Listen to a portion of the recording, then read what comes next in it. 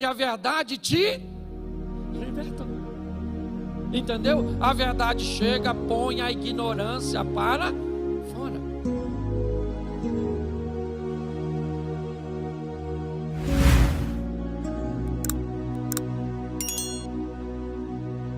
Jesus disse: eu sou o caminho, eu sou a verdade, eu sou a vida. Ninguém vem ao Pai se não for por mim. Quando nós olhamos para esse texto, a primeira coisa, não tem nada de errado nisso. Eu queria trabalhar muito com vocês hoje, não com a palavra errada, mas com a palavra incompleta. Porque muitas vezes você vai ouvir alguém dizer assim: prosperidade é dinheiro, sim ou não? Sim ou não? Sim. Só que não é só dinheiro. Quando alguém diz que a prosperidade é dinheiro, ela não está falando algo errado, ela só está apenas oferecendo uma mensagem que está incompleta. Dinheiro, né? Prosperidade não é só dinheiro. Então, quando olhamos para esse texto, dizer que se conhecermos Jesus, conhecemos a verdade, e a verdade que é Jesus nos liberta das trevas, do mal e nos leva para a luz, está errado, sim ou não? Não, só está incompleto. Porque o texto que diz: conhecereis a verdade e a verdade vos libertará, vai numa expansão muito maior do que simplesmente uma visão de salvação, que é o texto que nós acabamos de comparar. Pegamos esse texto, né? Olhamos para Jesus dizendo: eu sou o caminho, eu sou a verdade, eu sou a vida, e ninguém vem ao Pai se não for por mim. É lógico que ele está dizendo: eu sou a verdade que liberta. Mas eu queria expandir isso, já que nós estamos falando de conhecimento, e mostrar para você que toda verdade liberta. De quê? Da ignorância. Ter o conhecimento da verdade faz com que a ignorância seja removida de nossa mente, seja removida de nossa vida. Eu diversas vezes já brinquei com isso aqui na igreja. Quem aqui já não, os mais antigos provavelmente, ouviu falar que manga e leite matava? Quem aqui levanta a mão? Pois é. Quantos aqui, sejam francos comigo, já esperaram 1 ou 2 horas depois do leite para chupar a manga e depois da manga para tomar o leite? Levante a mão. Isso. O que era que fazia você fazer isso? Ignorância. O que é ignorância?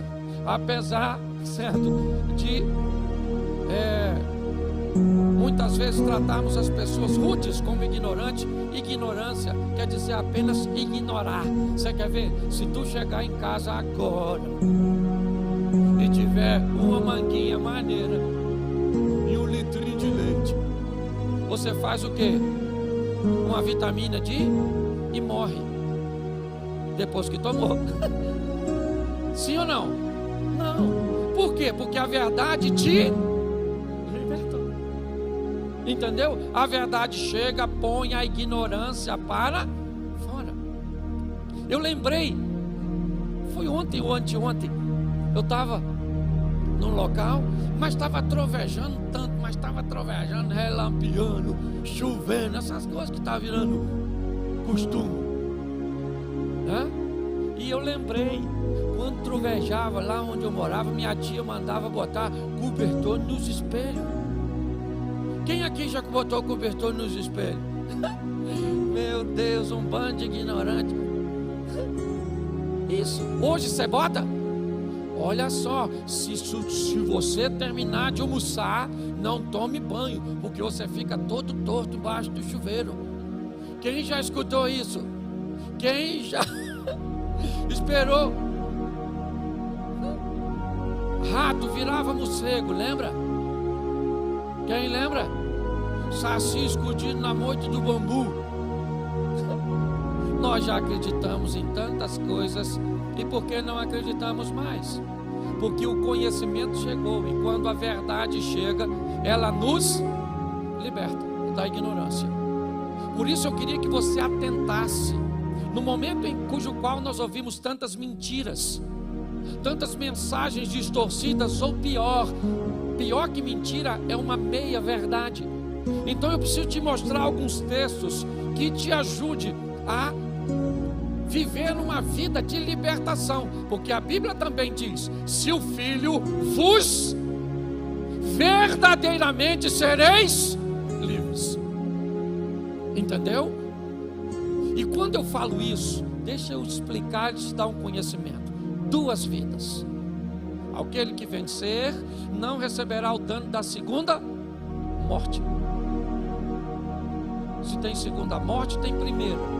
Deixa eu te explicar. A Bíblia mantém um foco em 2 vidas. Uma nessa terra, ok? Porque se você descreve para mim uma visão bíblica de pobreza, eu queria dizer para você que a visão do céu é de riqueza. Porque se Deus fosse contra a riqueza, a rua do céu era de barro, nós íamos morar numa taperinha, entendeu? Com lamparina. Sim ou não? Mas não é assim. É rua de ouro, é mansão celestial, é aquela coisa maravilhosa. Ninguém casa, não tem sogra, não tem filho, não tem nada. É coisa assim de alta performance, ok? É só para você entender. Então a Bíblia me faz preocupar-me com 2 vidas, uma aqui na terra e outra nos céus.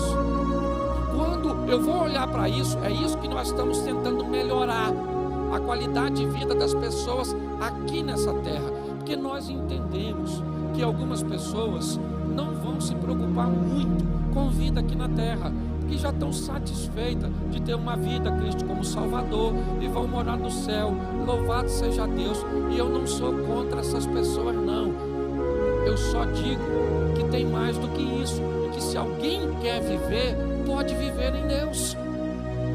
Entendeu? Eu não estou padronizando aqui um movimento elitizante, né, que venha criar uma elite. Não é nada disso. O que eu estou mostrando, e esse é meu propósito, certo? Em levar conhecimento, é fazer com que as pessoas entendam que podem viver o incrível, o sobrenatural, pode trazer a cultura do céu para a sua vida aqui nessa terra. É só isso. E nem todo mundo é obrigado a concordar. E não é porque não concorda e não segue o padrão que está errado. Nós precisamos respeitar isso. Então eu preciso só te mostrar algumas coisas que são muito importantes para ser avaliada no momento de uma verdade que possa libertar. E ninguém para servir mais de exemplo para nós aqui nesse momento do que Jesus. Coloca para mim aí no telão Mateus capítulo 4, versículo 3. Mateus 4, 3. Diz assim: e chegando a ele o tentador disse: se tu és o filho de, manda que essas pedras se tornem em... Você sabe o que é esse texto dito por Satanás? Um versículo bíblico do Velho Testamento. O que o diabo acabou de dizer para Jesus é um versículo do Velho Testamento. E o que o diabo está dizendo: você é homem e está com fome, então diga para essas pedras se tornarem em pães. Eu queria que você entendesse que Jesus fez milagre para muita gente, menos para ele. Ele usou o poder sobrenatural para curar, para libertar, para ressuscitar, para multiplicar. Ele fez coisas extraordinárias, transcendentes, com o poder como Deus, mas nenhuma delas para beneficiar a si mesmo, porque ele veio aqui para viver como homem, no que diz respeito às suas tentações, às suas necessidades. Mas o que o diabo está mostrando é um nível de conhecimento. E se o diabo está mostrando conhecimento, Mateus 4, verso de número 4. Porém, ele respondeu, ou respondendo disse: está escrito, nem só de pão viverá o homem, mas de toda a palavra que sai da boca de... Presta atenção. Jesus está pegando o conhecimento, o diabo está citando um texto para ele. Por quê, pastor? Porque eu quero mostrar a você que o conhecimento vai livrar você de uma aplicação errada de um versículo na sua vida. O texto de Salmos me parece que é o primeiro que o diabo usa. Ele está errado. Deus tem poder para transformar pedra em pães? Sim ou não? Sim ou não? Sim. O problema é a aplicação e o contexto cujo qual ele está oferecendo Jesus para que aplique na sua vida. Utilize o poder sobrenatural para beneficiar a você mesmo. E aí Jesus utiliza um texto dizendo: mas também está escrito. Note que o diabo nem disse que estava escrito, mas Jesus disse: mas também está escrito, nem só de pão viverá o homem, mas de tudo aquilo que sai da boca de... Isso, volta para o capítulo 4, verso de número 6. 4, 6. E disse-lhe: se tu és o filho de Deus, lança-te daqui abaixo, porque está escrito. Agora é o diabo que está dizendo: Jesus, está escrito, aos seus anjos dará ordem a teu respeito, tomar-te-ão nas mãos, para que nunca tropece em pedra alguma. Põe aí o verso de número 7. E disse-lhe Jesus: também está escrito, não tentarás o Senhor teu. Note que é uma guerra de conhecimento. Olhe bem, a batalha é a nível de conhecimento. É isso que me parece que está sendo tentado ou testado nesse momento. O diabo então muda um pouco a sua estratégia, mas ainda num contexto de certa forma bíblico. No verso 9, olha o que ele diz: e disse-lhe: tudo isso te darei, se prostrados me... Verso 10. Então disse-lhe Jesus: vai de Satanás. Por quê? Por quê? Porque está: ao Senhor teu Deus adorarás, e só a Ele. Verso 11. Então o diabo o deixou, e eis que os anjos o serviram. Preste atenção em mim. O conhecimento fez com que textos bíblicos... Cuidado com isso, eu já vi gente... Já vou mostrar isso já a vocês. Crente de boas intenções, pessoas extraordinárias, coração piedoso, utilizando textos de forma inadequada por falta de conhecimento. Nós vimos aqui o diabo apresentando, né, situações para Jesus com conhecimento bíblico, mas Jesus dizendo para ele: olha, não é desse jeito que você está dizendo, também diz assim, também diz assim, também diz assim. Ou seja, o conhecimento liberta você e a mim de uma aplicação equivocada. Quem aqui já não se decepcionou com uma profecia? Quem aqui já não se decepcionou com uma palavra equivocada? Não ficou amedrontado porque alguém muitas vezes expôs a você, ou então não se tornou esperançoso porque alguém criou uma esperança no seu coração, utilizando muitas vezes um texto bíblico? E não é que ele seja mentira, ele não era para ser aplicado no contexto que você estava vivendo, e lhe faltou o quê? Conhecimento. 2 Crônicas, capítulo 29, verso 11. Vamos ver o que o conhecimento faz aqui com o povo. 29, 11 de 2 Crônicas, ou 2 Crônicas.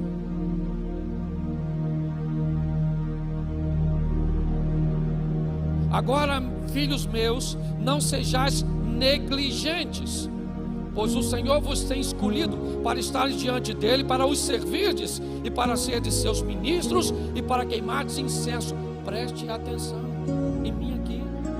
O povo está vivendo um ambiente de derrota, está todo mundo para baixo, estão vivendo uma crise que perdura diversos anos, uma humilhação, dificuldade, adversidade. E nesse momento se levanta um rapaz de 25 anos, seu nome é Ezequias, e o que Ezequias detém? O conhecimento. O que Ezequias está dizendo: não sejais negligentes. Nós não fomos criados para viver dessa forma, neste modelo, sob esse ambiente de humilhação e de derrota. Olha o que ele diz: o Senhor vos tem escolhido para estar diante dele, para os servirdes, para serdes seus ministros e para queimar-lhes incenso. Se levantou alguém que tinha conhecimento de que aquela crise era produto de erros do passado. E pautado no conhecimento do que Deus tinha, é com esse impulso que Ezequias se levanta para fazer com que o povo redobre suas forças, se levante, respire e acredite que Deus vai agir. Eu não sei que mentira o diabo tem colocado, ou que sofisma o diabo tem criado na sua mente, mentiras que criam uma situação de verdade na mente das pessoas. Nós precisamos ter o conhecimento que nos leva ao reposicionamento. É só isso. Ah, pastor, hoje eu estou vivendo uma crise, eu estou assim, eu estou desse jeito, tá bom, mas o texto diz, não foi para isso que Deus te chamou. O que Deus quer é que você se reposicione, descubra que Ele é o seu Deus e que há solução para a sua situação. O que você precisa é se reposicionar. O que Ezequias fez? Acendeu lâmpadas. Que o pai dele apagou. Queimou incenso, que o pai dele parou de queimar. Empregou o sacerdote, que o pai dele colocou desempregado. Ezequias começou a fazer o oposto do que fizeram. E quando ele faz o oposto, do que o trouxe para aquela situação, ele começa a sair da situação onde estava. É apenas isso. É o conhecimento, e já, mais à frente nós vamos estar falando de habilidade e de atitude nos próximos cultos. Mas eu preciso que você abra a sua Bíblia no segundo livro, 2 Samuel, capítulo de número 6, verso 3. E puseram a arca de Deus em um carro novo, e a levaram da casa de Abinadab, que está em Jeba, e Uzá e Aiô, filhos de Abinadab, guiaram com um carro novo. Presta atenção, Davi quer levar a arca da aliança, certo, para Jerusalém. Você acha que Deus queria que isso acontecesse, sim ou não? Sim ou não? Sim. É uma preocupação. O camarada tinha o intuito de fazer a casa do Senhor. Davi era um homem extremamente bem intencionado. Mas quando ele quer levar a arca da aliança, ele manda fazer um carro novinho, certo? Ele pega os dois filhos de Abinadab, Uzá e Aiô, e colocam para supervisionar o deslocamento, certo, da arca. Num determinados momentos, me parece que aquele carro de boi acaba sacudindo e a arca corre o risco de cair. Olha só, Uzá então vai colocar a mão na arca para que a arca não caia, e ele morre fulminado nesse momento. Parou tudo, a festinha parou, a arca não vai mais para Jerusalém, vai para a casa de Obed-Edom. Mas eu queria que, se você desse uma olhadinha, 1 Crônicas, capítulo 15, verso 2. 1 Crônicas 15, 2. Então disse Davi: ninguém pode levar a arca do Senhor senão os levitas, porque o Senhor os elegeu para levarem a arca do Senhor e para o servirem eternamente. Preste atenção. A ideia de levar a arca para Jerusalém não saiu da cabeça de Davi. Davi continua querendo levar. O que ele descobriu? É que da primeira vez faltou conhecimento. E por faltar conhecimento, ele ia levar a arca para Jerusalém. Ele ia fazer o certo, porém de maneira errada. Olha só, ele está querendo fazer a coisa certa. Quantas vezes eu já vi gente dizendo que quer pegar o dízimo e não quer entregar na igreja, quer comprar cesta básica para distribuir. O que essa pessoa está fazendo? A mesma coisa que Davi no início. Pessoas entregar e fazer isso com dinheiro é fazer a coisa certa, sim ou não? Sim ou não? Sim, você está beneficiando outras pessoas, mas a maneira que você quer fazer é errada. Pastor, olha, eu não vou me casar porque casamento é uma invenção do homem, porque na Bíblia não tinha papel. beleza. Mas vamos tentar aplicar os outros textos da Bíblia também à sua vida, se você quer só falar isso. Porque a Bíblia também fala que nós devemos seguir a lei dos homens. Então vamos lá, o Salomão tinha 1000 mulheres, nós vamos arrumar umas 500. Se é para fazer assim, o que falta? Conhecimento. O conhecimento faz as pessoas quererem, ou a ausência dele, né, faz com que pessoas tentem fazer coisas certas, porém da forma errada. Só que graças a Deus, esse é um dos motivos pelos quais ele é chamado de homem segundo o coração de Deus. O texto diz que lá em 1 Crônicas, capítulo 15, verso 2, o Davi disse: ninguém pode levar a arca do Senhor, senão os levitas que o Senhor elegeu. Ele aprendeu. Agora a arca vai para Jerusalém, como Davi queria da primeira vez. Ela chega em Jerusalém, tem uma festança por tudo que aconteceu. Deus está satisfeito porque ele fez o certo da maneira, porque tinha conhecimento. E aí pergunto eu aos irmãos, principalmente os teólogos de plantão, que é presente aqui, que é aí na internet: será que não tinha ninguém no meio daquele povo para chamar o Davi e falar: ô Davi, falar uma coisa para tu, a arca não pode ir no carro de boi, ela tem que ir no ombro do sacerdote? Você acha que tinha alguém? Sim ou não? Provavelmente tinha. Eu acho até que tinha, mas tinha medo de falar para Davi que ele estava fazendo a coisa. Isso, porque tem gente que quebra a cara porque não dá liberdade a ninguém de dizer que está errado o que você está fazendo, e que se alguém apontar seu erro, você fica de mal, e não sei o que.